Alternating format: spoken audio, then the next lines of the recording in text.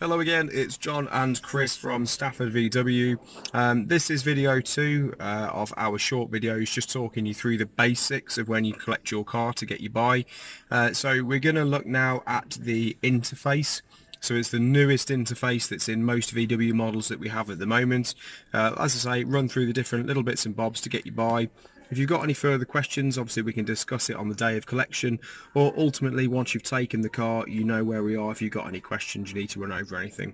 So first things first, let's go straight in and have a look at the buttons down the side, and we'll start with navigation. Right. So the interface itself is controlled via the buttons down the side of the screen. It is it is touch screen, so you just touch the little bits and bobs of where you want to go.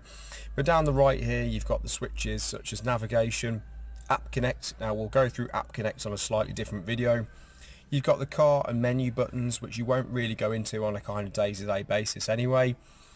On the left you've got radio, you've got media, you've got phone, and you've got voice. So what we want to do now is we want to start with navigation. So to select navigation, we are literally just going to tap nav. When you tap nav, it loads up the nav screen itself.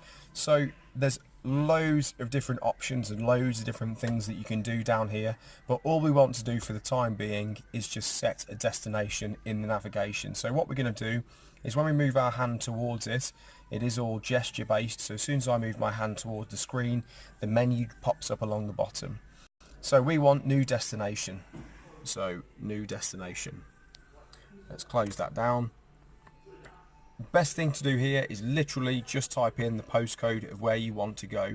So let's type in the dealership here just for the time being. So ST16 3DT. Notice how you don't need to put any spaces in specifically. Brings up the destination here. Let's tap on that. It will then roughly show you where on the map that is. That's pretty much spot on. It's not a million miles away, so that's fine. And all we're going to do then is press start. The routes are being calculated.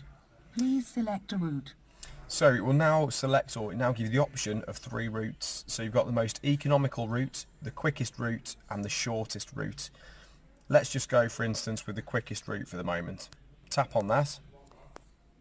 The destination is not on a digitized street.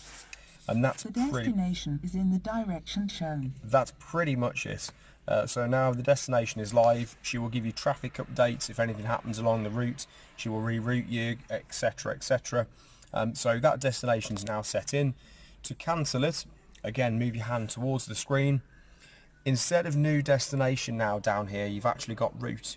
So if you press on route and stop route guidance, and that's it. It's now gone. So that's it. That's entering a destination and stopping route guidance. So now let's have a look at radio.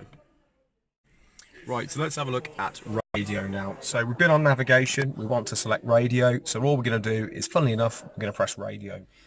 So these all VWs, or they have been for quite a while now, are DAB radio, which is digital radio. So that is shown via down here in the band area. So if you press band, you can swap back to FM or AM if you want, but sooner or later they will switch off those frequencies, so I would just recommend just staying in DAB.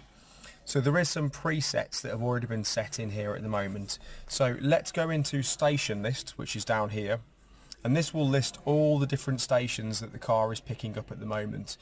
What it's doing is it's saving lists of stations into things called ensembles. So if we press the top ensemble here, which is BBC National DAB, that will then list all the BBC stations that it's picking up at the moment. So let's say, for instance, we want BBC Radio 5 Live. So to save it as a preset, you need to start listening to it. So tap on it. The volume's down at the moment, so let's turn that up. So I can assure you that's Radio 5 Live.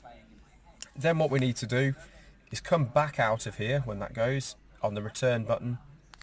So you're listening along the top, and then to save it in one of your presets, you're going to hold down the button you want to save it in. So let's save it in 5, hold it down till it beeps, and there you go. That's now saved in there as a preset. So if you go back into station list, if you wanted to close that one down, you've got different ones. You've got national stations, another load of national stations, regional stations for Stoke and Stafford, and again regional stations for Wolverhampton and Shropshire as well. So that is pretty much all you'll need for radio. We're really quickly going to have a look at media now. So media is below radio. So if we tap on media, this is all the different ways that you can listen to music other than radio. So down the bottom here, if you press on source, these are all the other different ways. So we still have CD players in our cars, which is in the glove box.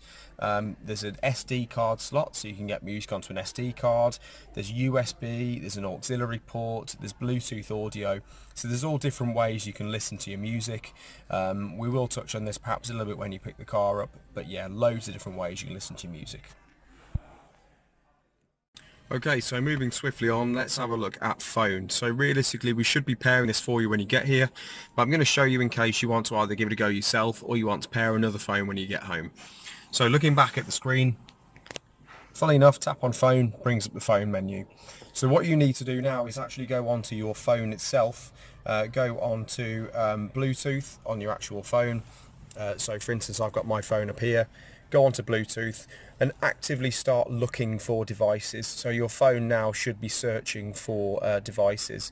What you are going to do then is go on to find mobile phone on here, and then you should see down the bottom a results button. So you're going to press results, and there you go, there's my phone. So we're going to tap on that, don't touch your phone for the moment, and then on the phone itself in a second, two messages are going to come up. So you're going to get Bluetooth pairing request, just pair that and then press yes on there just to confirm that the codes match. And then on your phone you should get a couple of messages asking for access to things.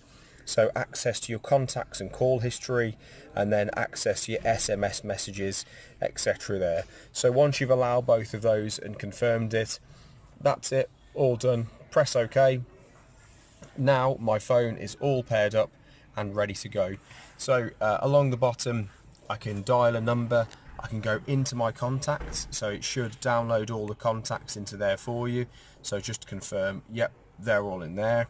I can look at my text messages, look at previous calls. So when a call comes in, you can either answer by touching on the screen, or if you've got the multifunction steering wheel, you can answer on the steering wheel as well.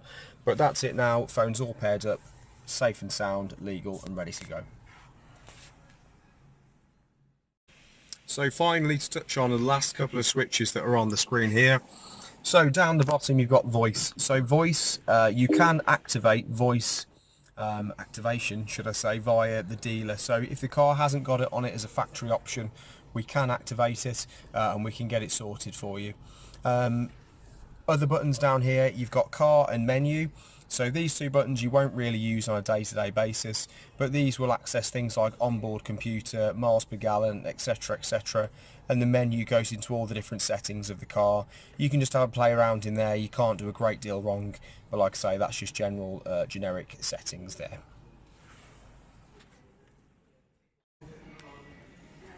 So that concludes video number 2, having a look at the newest interface in the VW range. So like I say, if you've got any questions running up to the handover or after the handover, ultimately you know where we are. But I hope you've enjoyed it, and thank you once again.